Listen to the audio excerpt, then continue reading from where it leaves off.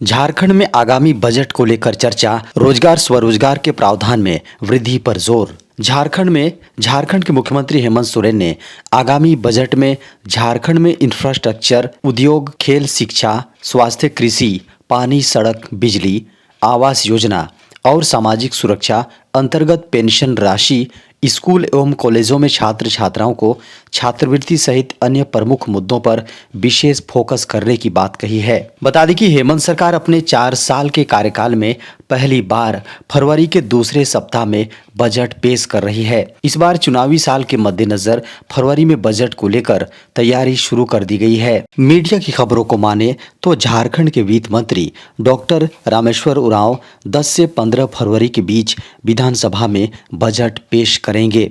इसी साल लोकसभा चुनाव होने के कारण केंद्रीय वित्त मंत्री निर्मला सीतारमण 1 फरवरी को संसद में पूर्ण बजट की जगह लेखानुदान बजट पेश करेंगी।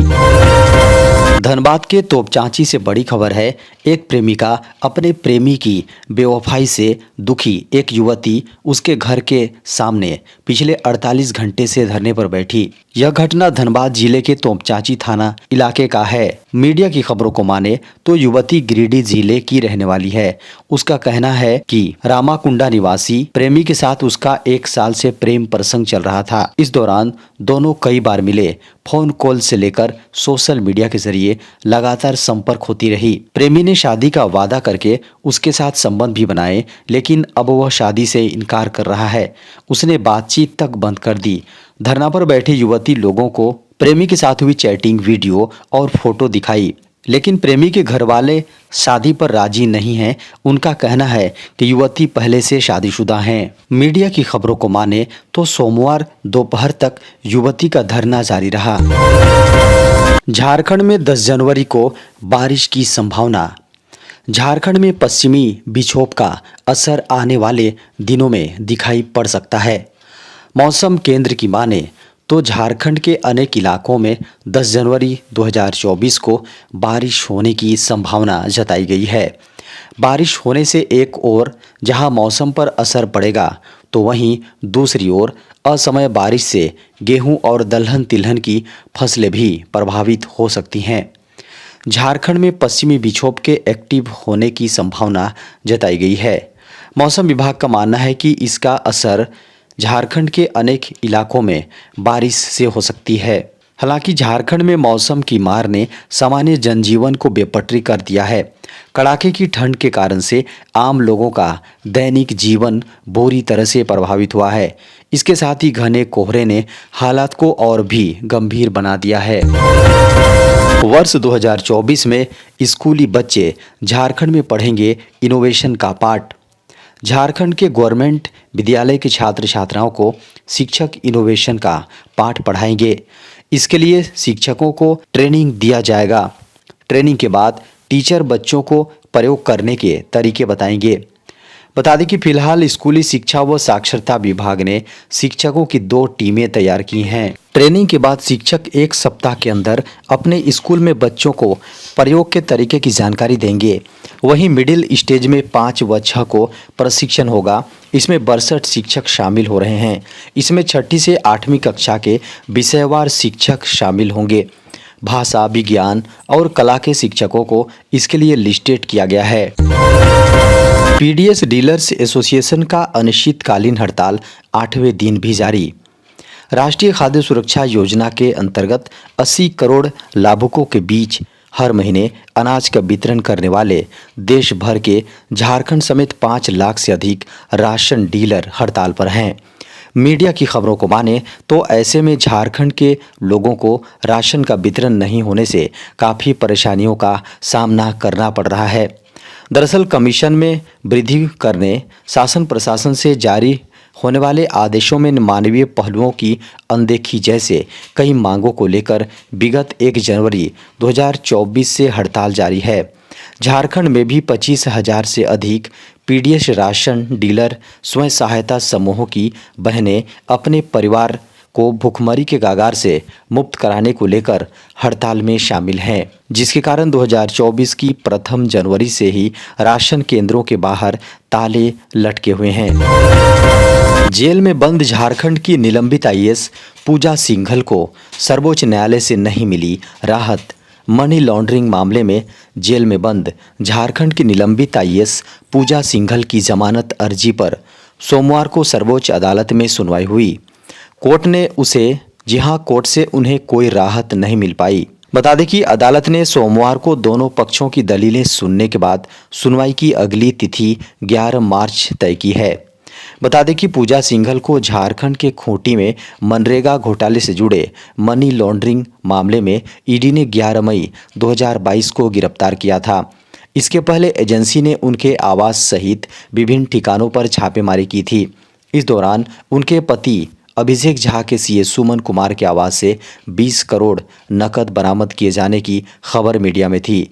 जेल भेजे जाने के बाद झारखंड सरकार ने उन्हें निलंबित कर दिया था। बता दें कि पूजा सिंघल 12 अप्रैल 2023 को राजधानी रांची ईडी की विशेष कोर्ट में सरेंडर किया था। तब से वह रांची के बिरसा मुंडा केंद्रीय कारागार में न्यायिक हिरासत में हैं। 2000 रुपए के नोट को लेकर आरबीआई ने जारी की नई गाइडलाइन। भारतीय रिजर्व बैंक के निर्देश के अनुसार 2000 रुपए का नोट अब चलन से बाहर हो चुके हैं। आरबीआई ने 19 मई 2023 को 2000 रुपए के नोट वापस लेने का निर्णय लिया था, जिनको बैंक से बदलने या जमा करवाने की समय 30 सितंबर 2023 रखी गई थी। हालांकि बाद में आरबीआई ने एक सप्ताह और बढ़ाकर अंतिम तारीख 7 अक्टूबर 2023 तय की थी। ऐसे में अगर आपके पास अभी भी 2000 रुपये का नोट है तो आप अभी भी नोटों को बदल सकते हैं। जो लोग अभी तक अपने 2000 के नोटों को नहीं बदल पाए हैं, उनके लिए आरबीआई ने कहा है कि वो अपनी करेंसी को डाकघर के जरिए बदल सकते हैं। मीडिया की खबरों को माने तो 2000 के नोटों को बदलने को लेकर भारतीय रिजर्व बैंक यानी आरबीआई ने कहा है कि 2000 के नोट डाकघरों के जरिए भी बदले जा सकते हैं। अपनी वेबसाइट पर अक्सर पूछे जाने वाले प्रश्नों के एक सेट में आरबीआई ने कहा कि लोग किसी भी डाकघर से उसके 19 जारी ऑफिसों में से किसी को भी नोट भेज सकते हैं। पिछले साल मई में आरबीआई बैंक ने 2000 के नोट वापस लेने के अपने फैसले की घोषणा की थी, जिनको 7 अक्टूबर 2023 तक ही बैंक जाकर बदला जा सकता था। ऐसे में अब लोग आरबीआई के बताए गए रीजनल ऑफिस में ही 2000 के नोट बदल सकते हैं, जिसे पहली बार 2016 में नोटबंदी के बाद पेश किया गया था। देश में कोरोना के सामने आए एक दिन में 605 नए मामले। देश में कोरोना संक्रमित मरीजों की संख्या लगातार बढ़ती जा रही है। कोरोना संक्रमण की रफ्तार है कि थमने का नाम नहीं ले रही है। रोजाना नए संक्रमित मरीज सामने आ रहे हैं। इस बीच देश में पिछले 24 घंटे में 605 नए कोरोना संक्रमित मरीज सामने आए हैं। इस दौरान 4 कोरोना संक्रमित मरीजों की मौत हो गई है। इसमें केरल में 2 कोरोना संक्रमित मरीजों की मौत हो गई है, वहीं एक मरीज कर्नाटक में और एक संक्रमित मरीज की मौत त्रिपुरा में हुई है। देश में सक्रिय मामलों की संख्या बढ़कर 4002 हो गई हैं। पिछले साल 5 दिसंबर तक रोजाना मामलों की संख्या घटकर दोहरे अंक तक पहुंच गई थी, लेकिन ठंड और वायरस के बीच कोरोना वायरस के नए वेरिएंट JN.1 के कारण से संक्रमित मरीजों की संख्या में इजाफा हुआ है। मीडिया की खबरों को माने तो 5 दिसंबर के बाद एक दिन में कोविड-19 के सर्वाधिक नए मामलों की संख्या 31 दिसंबर 2023 को 841 दर्ज की गई, जो मई 2021 में दर्ज सर्वाधिक मामलों का 0.2% था। कोरोना के सक्रिय मरीजों में 92% मरीजों का घर पर ही इलाज चल रहा है। कोरोना के सब वेरिएंट JN.1 के मामलों में लगातार इजाफा हो रहा है। सबसे ज़्यादा मामले कर्नाटक और केरल में रिकॉर्ड किए जा रहे हैं। कोविड-19 के मौजूदा आंकड़ों से यह पता चल रहा है कि JN.1 वेरिएंट के न तो नए मामलों में तेजी बढ़ रहे हैं और न ही रोगियों को अस्पताल में भर्ती करने की ज़रूरत हो रही है। सरकार 29 रुपये किलो बेचेंगी भारत ब्रांड राइस। चुनाव से ठीक पहले चावल की कीमतों में तेज उछाल ने सरकार को परेशान कर रखा है। केंद्रीय खाद्य उपभोक्ता मामलों के मंत्री पीयूष गोयल चावल उद्योग से जुड़े प्रतिनिधियों के साथ 15 जनवरी 2024 को अहम बैठक करने जा रहे हैं। इस बैठक में सरकार चावल कंपनियों के चावल के दाम घटाने की हिदायत दे सकती है।